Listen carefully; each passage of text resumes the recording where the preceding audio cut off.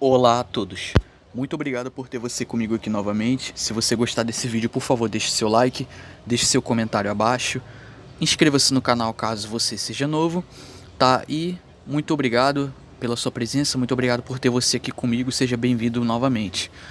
Bom, esse vídeo aqui eu já tava pra fazer ele um tempo, tá? Eu já tava querendo fazer ele já há um tempinho, acho que desde o ano passado, se não me engano, e acho que esse é o momento perfeito para mim abordar esse artigo aqui no canal. Tem um artigo aqui, né, uma matéria, uma reportagem da Galileu, né, que é uma revista que costuma divulgar informação científica. A gente encontra aqui um artigo interessante, ó, 5 reflexões de cientistas, ou seja, reflexões de 5 cientistas diferentes, pessoas bem influentes no mundo da ciência, sobre o ateísmo e o agnosticismo. Então, a gente vai saber aqui a posição de Carl Sagan, Albert Einstein, o Hawking, né, o Tyson, né, Neil deGrasse Tyson e o Richard Dawkins, né, e o Stephen Hawking também. Então, pessoas bastante influentes, de grande respeito e nome na ciência, né, na comunidade científica.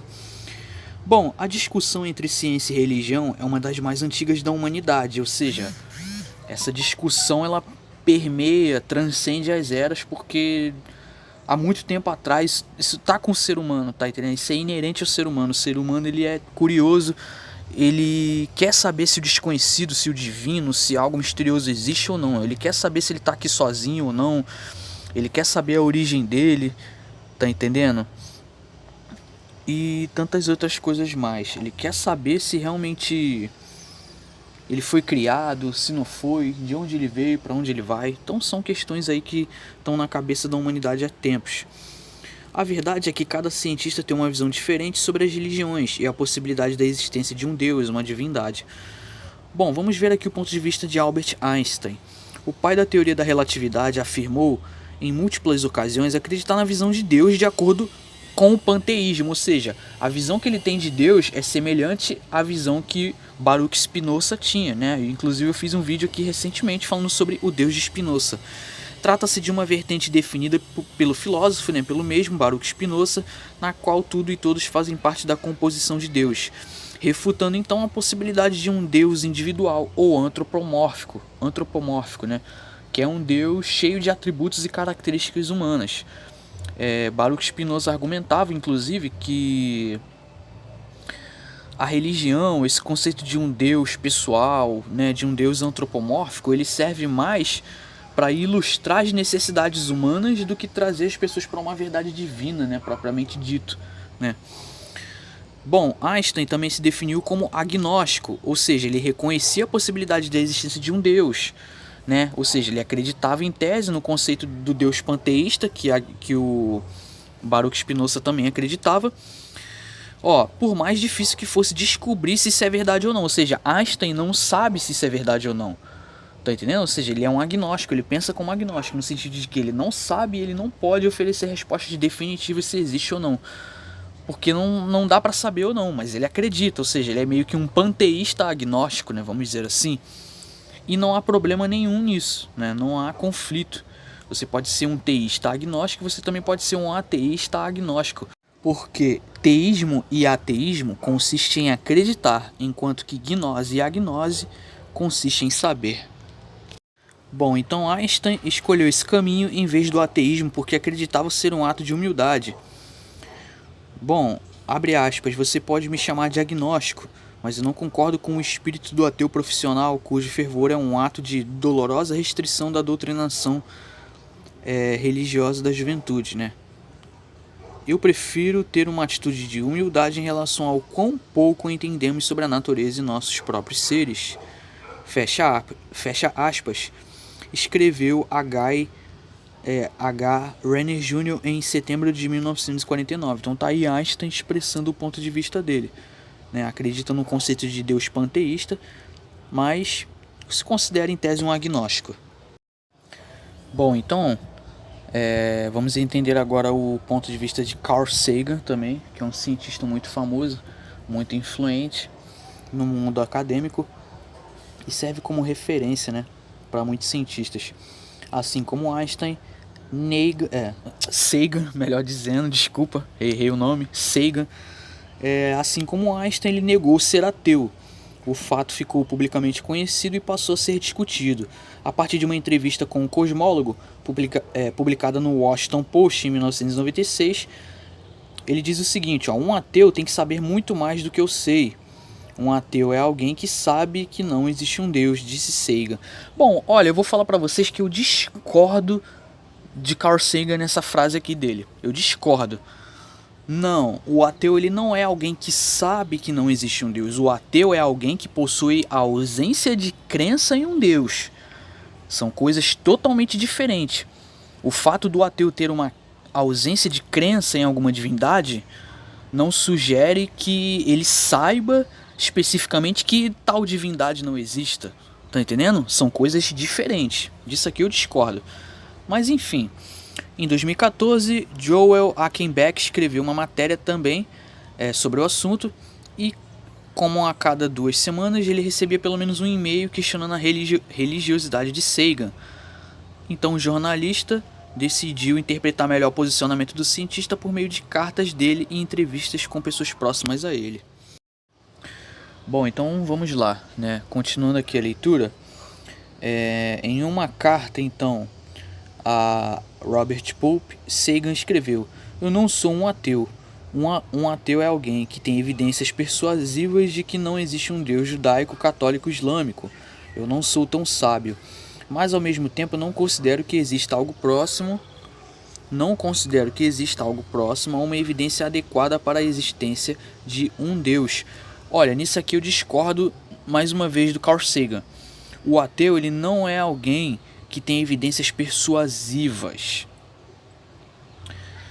Porque falando isso aqui, ele está dando a entender que o ateu é uma pessoa que tipo pode afirmar categoricamente e absolutamente que não existe um Deus, mas não, o ateu ele não pode fazer esse tipo de afirmação. Porque o ateu ele não sabe o que tem lá fora, porque ele não conhece todo o universo. A ciência não conhece ainda todo o universo. Não podemos ser tão precipitados assim a ponto de afirmar que não existe nada. Bom, eu acho que o ateu mais racional e lógico vai se encaixar mais nesse trecho final aqui da frase dele, ó. O ateu mais racional e lógico, ele também vai pensar dessa forma aqui, ó. O ateu mais racional e lógico, ele não vai considerar que exista algo próximo a uma evidência adequada para a existência de um Deus. Ou seja, é assim que um ateu racional pensa. Agora, um ateu mais extremista e radical vai realmente afirmar veemente: não, Deus não existe, porque não pode existir e tal, e é impossível. Aí sim, aí já é um tipo de crença. Tá entendendo? Bom, teve um aluno aí do Carl Sagan na época que afirmou que o professor agia como um ateu, mas rejeitava o rótulo. Enfim, então Carl Sagan estava confortável com o rótulo de agnóstico, mas não de ateu. Tá entendendo? Bom, agora Stephen Hawking. Vamos ver o que Stephen Hawking pensava. Hawking se define como ateu. Então ele diz: eu não sou religioso no senso comum. Eu acredito que o universo é governado pelas leis da ciência. As leis podem ter sido decretadas por Deus, mas ele não intervém para quebrar as leis, né? Disse ele para a BBC em 2007. E claro, acredita na supremacia da ciência. Então ele diz: existe uma diferença fundamental entre a religião, que é baseada na autoridade, e a ciência, que é baseada na observação e na razão. A ciência vencerá porque ela funciona, né? Explicou aí em outra ocasião, 3 anos depois, a jornalista do ABC World News, né? Tá. Agora o Neil deGrasse Tyson, né? Que é o quarto cientista. Ele diz o seguinte, ó. A quarta reflexão: o cientista americano se considera um agnóstico. Em ocasiões passadas, o apresentador de Cosmos ressaltou que se acreditasse em um Deus, não seria na forma descrita pelas 3 maiores religiões monoteístas do mundo. Todo o relato de um poder maior, sobre os quais já ouvi, diz ele, todas as religiões que vi incluem declarações relacionadas à benevolência desse poder. Quando eu olho para o universo, todas as formas em que o universo quer acabar conosco, acho difícil considerar tal discurso altruísta, disse o cientista. Bom, um dos motivos pelos quais Tyson se declara agnóstico, né, e não ateu, né, o Neil deGrasse Tyson, é a falta de energia para lidar com o segundo grupo, ou seja, para lidar com os ateus. Veja bem, esse tipo de ateu que se encaixa no que eu chamo de ateísmo dogmático, né? É o que se encaixa naquela galera mais dogmática, aquela galera mais radicalista, né? Mais extremista. Em uma entrevista ele explicou que ao usar Deus em um post no Facebook em 2012, né, época que o ateísmo era muito discutido, debatido na internet e tal, estava só crescendo o número de ateus, o cientista foi duramente criticado por seus seguidores. Ou seja, como você poderia falar em Deus? Ou seja, as pessoas começaram a rebater o post do cara e foi duramente criticado.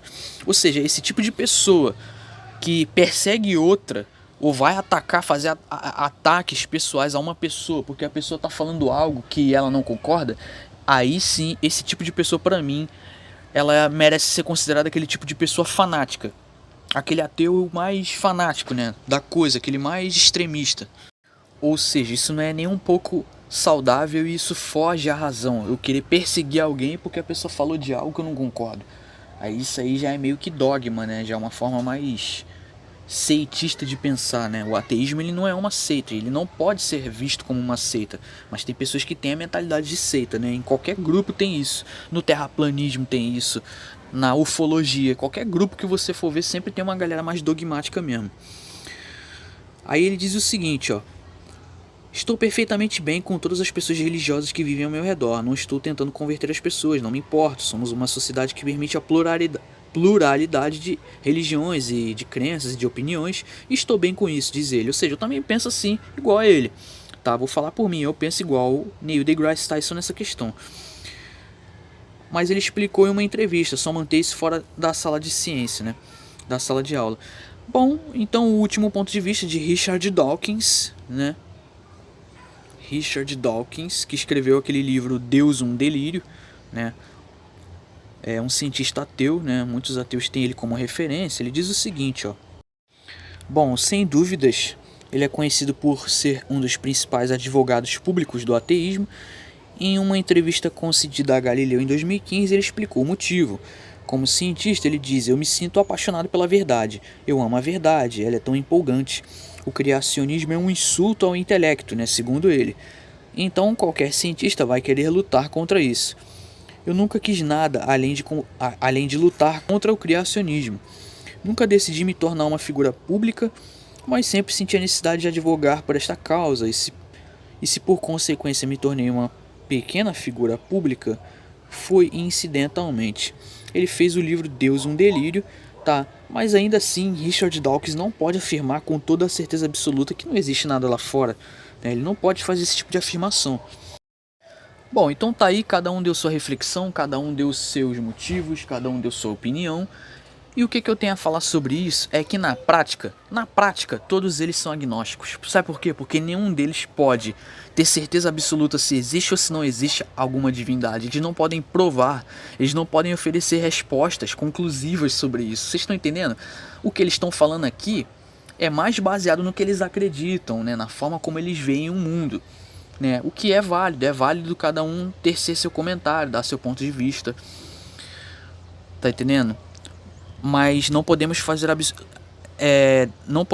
declarações absolutas sobre nada, porque realmente conhecemos tão pouco que não cabe a nós julgar coisas que estão além do nosso conhecimento. Então na prática isso faz todos nós agnósticos, certo? Bom, é isso, vou encerrando por aqui, espero que todos tenham entendido aí o raciocínio, espero que todos tenham entendido aí o vídeo, né? Se você gostou, deixe seu like, né? Como sempre, tá? Muito obrigado a todos pela paciência, pela atenção, por ter me acompanhado até aqui. Me despeço por aqui. E é isso, por hoje é isso, muito obrigado a todos e até mais.